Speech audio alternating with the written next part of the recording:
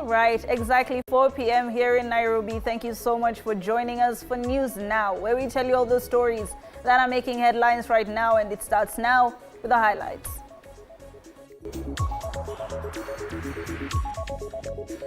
The highlights.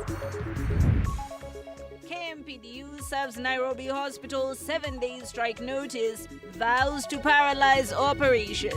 That if the board fails to resign, then on the 17th of December 2024, we shall all say enough is enough.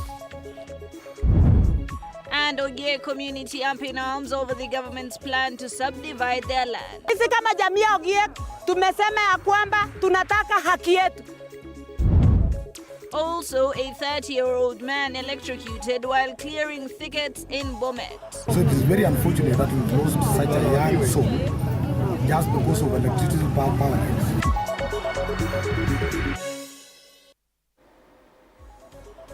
All right, thank you so much for joining us. Once again, my name is Hibak Said.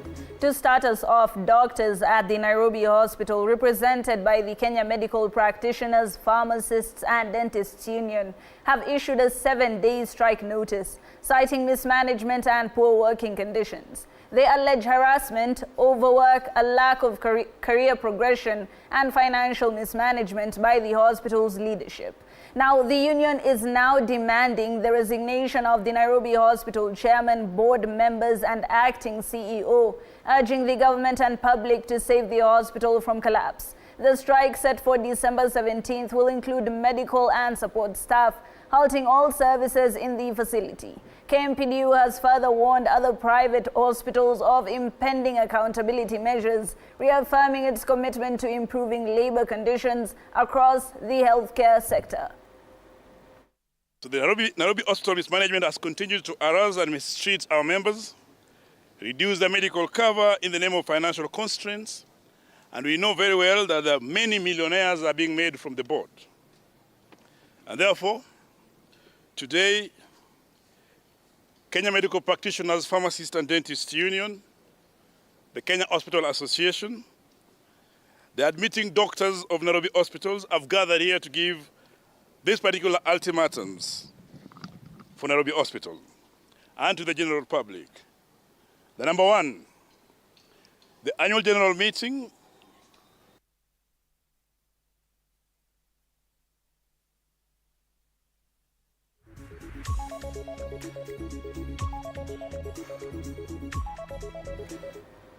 All right, we apologize for that technical hitch. However, that story will be in our subsequent bulletins.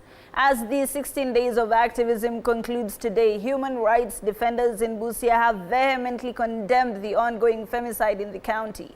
Speaking after a solidarity 5-kilometer or 3-kilometer procession from Korindo to the county commissioner's office in Busia town, where they presented a memorandum, the rights defenders led by Immaculate Amoit and Sarah Akinyi highlighted the lack of a safe house in the border county for victims of gender-based violence. All right, that story, of course, is being worked on as we look at the 16 days of activism where different organizations, civil rights groups, and even the government have come up with ways to ensure that these people have a refuge.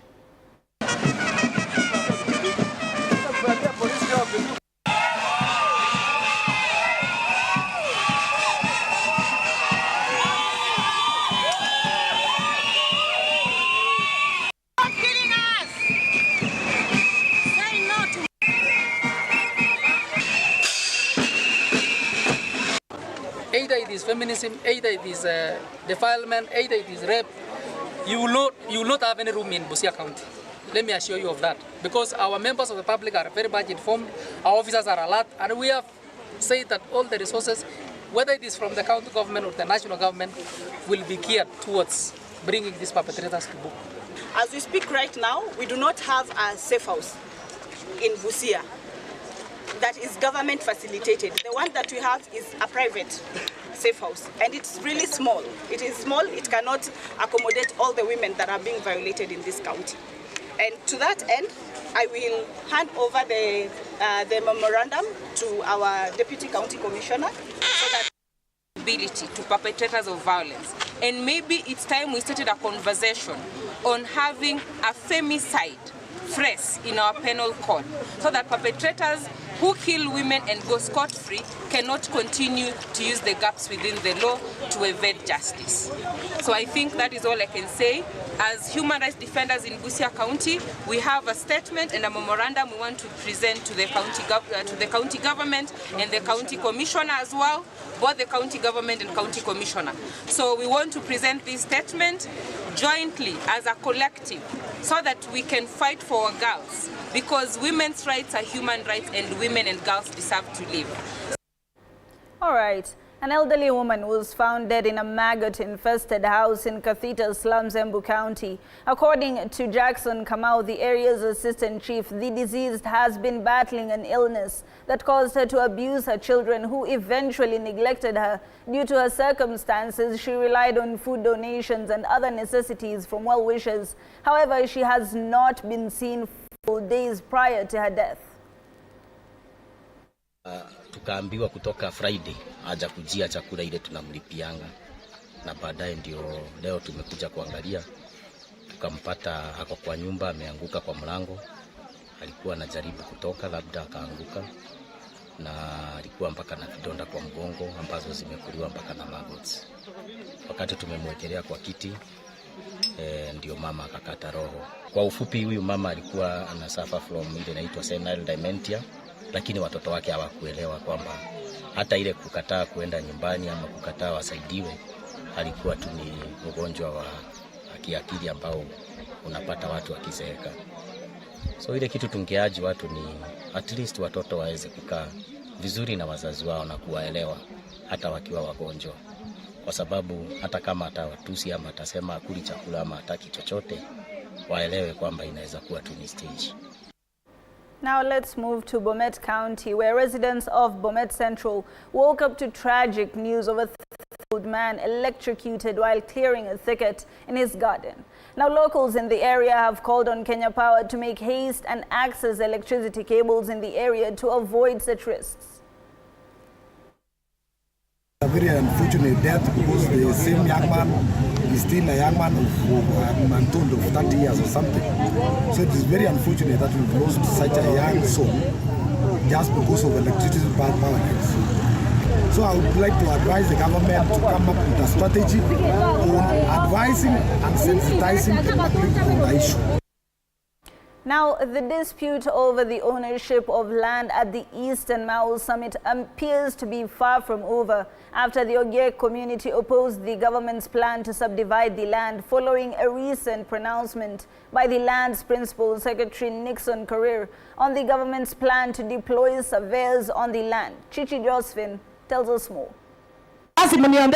Days after Land's Principal Secretary Nixon Korir toured Maroshoni area in Nakuru County and made a pronouncement that the government is planning to start surveying processes on the vast parcel of land.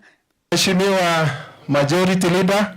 Already there is hue and cry as the indigenous Ogiek have now distanced themselves from the proposed plan.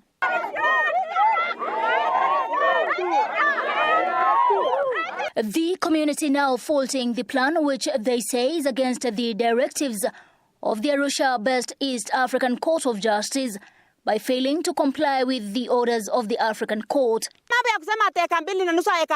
Si tunataka reserve, tunataka community land, tunataka vile mahakama ya Arusha ilisema. Tunastumu sana vile PS ambao ni jirani yetu hapa, yale tangu apatiwe nafasi kwa PS ya land Nixon Korir, misoso ambayo iko katika Nakuru imekuwa mingi. Addressing journalists in Nakuru, Joseph Lesingo argued that the African Court recognized them as the indigenous forest community, thereby giving them entitlement to the land as their ancestral land. Tulikuwa tunaishi Marishoni zamani 1952 ndio tulisoma katika Marishoni. Na alikuwa bana iko shule ingine, ni shule ndio hiyo alikuwa ako. Yule alikuwa na shuga sisi principal ni mzungu. Alikuwa na shuga sisi hapa. Na kwa hivyo hii nchi ni yetu. Kotini alipea serikali mwaka moja atutegeleze, na bado bado tegeleza, na alienda kotini juzi akaomba mwezi 3, na hatuoni ile kitu anafanyia sisi, anatusumbua tu. On the judgment made by Justice Mutungi in June 2024, the community noted that the judgment failed to acknowledge the initial ruling by the African court, which recognized the forest as their ancestral land. Yale tunayosema kama jamii Ogiek, hatuungi mkono uamuzi ambao ilitolewa na John Justice Mutunga, ambao uamuzi ambao walifanya tarehe 30 mwezi wa 9. Sisi kama jamii Ogiek hatuungi mkono kama.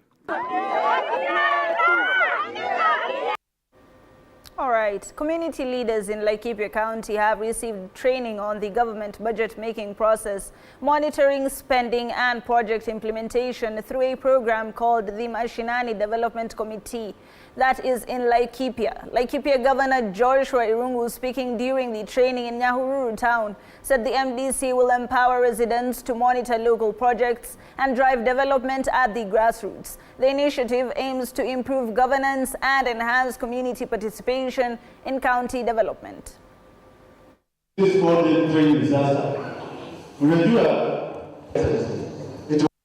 Leo tulikuwa na watu wetu wa Mashinani Development Committee wa Igwamiti. Hao ni na njia ingine ni kusema ya kwamba mawaziri wetu wale wanasimamia sekta zote za zile county government inafanya. Tuko na mawaziri kutoka Mashinani, na hawa ni wale walishaguliwa kama viongozi wakati tulikuwa tunafanya CIDP. Tukakuwa na mkataba wa miaka 5 na watu wetu wa Laikipia County, na kupitia hayo ndio tuweze kutekeleza, tukatengeneza Mashinani Development Committee. Kuna mambo imeongeleshwa sana na wale watu walikuja hapa kusaidia watu wetu. Kuna mambo wamesomeshwa, Wajiko pengine hajui kazi ya governor, deputy governor, CC, CO, MCS, lakini leo tumefundishwa mambo mingi sana akuoneshana governor alipaga kitu yake ya muhimu hatujaona county zingine, kuwa na mawaziri wa health, agriculture, education na administration. Governor akatenga hao watu wakaenda kuchaguliwa kutoka mashinani. Now, lobbyists under the umbrella Girl Effect have launched a transformative youth campaign. Rubbed or dubbed Tukisonga, the campaign is designed to inspire and equip the youth with essential skills that is going to help them navigate critical aspects of their lives and place their focus on health, economic empowerment and personal development. It is expected to be delivered across media and digital space. Don't necessarily understand the target audience, so I like that they involve the young people. Girl Effect is excited to launch Tuki by Tukisonga today, but more broadly, Girl Effect is about reaching young girls on issues that matter very closely to them. That includes health, their livelihood and education. We were quite excited by the fact that what we're trying to put out, the young people were feeling. Tuki is a series that seeks above all to entertain, just like all good TV should. But there's also a lot of messaging around sexual reproductive health and economic empowerment. Research went into it. We had a big team of researchers and writers who gave us details on what happens in Migori and even what happens in Nairobi and the realities on the ground. And that really fed into the storytelling structure so that we were not just coming up with stories from stereotype or what we think happens.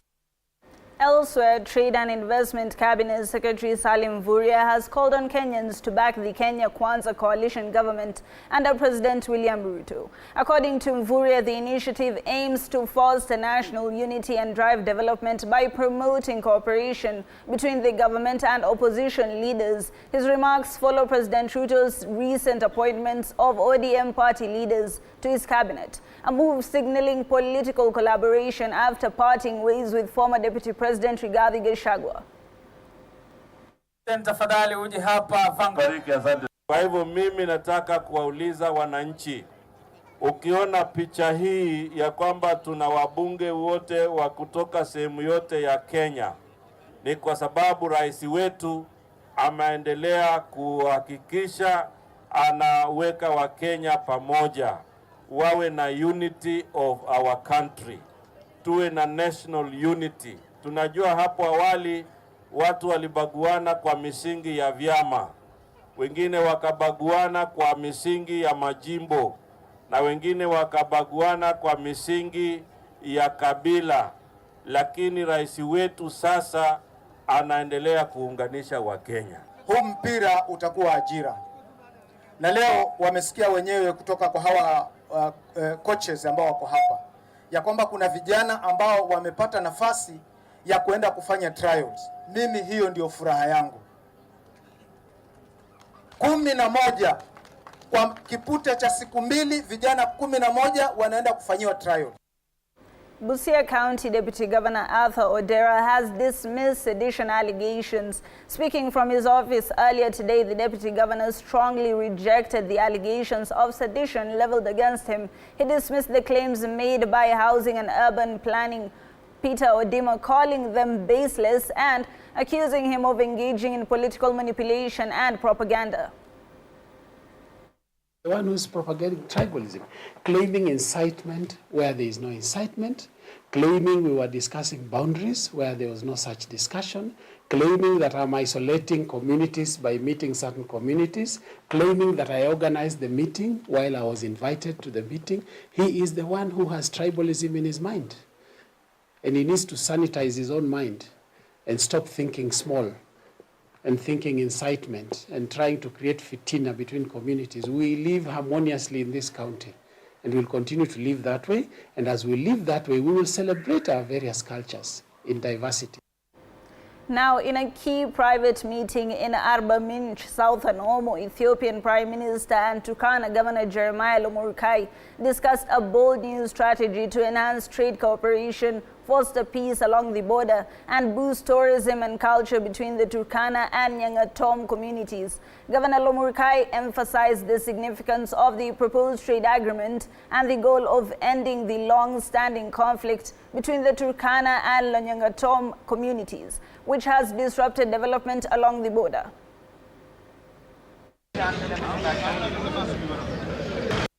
My intention of also meeting the president of South Omo was actually to try to negotiate a resource sharing agreement where at one point or another we can be allowed to share the water of River Omo that will make us also irrigate our land. And if that happens, I think it will be a good gesture of our relationship or the relationship between the Nyangatom and the other communities in Ethiopia. And we also want to identify areas of synergy where we can come together as two states so that our people will benefit. Of course, as you know, Turkana is a drought-stricken place. Like at the moment, we don't have enough rains, we don't have pasture for our livestock.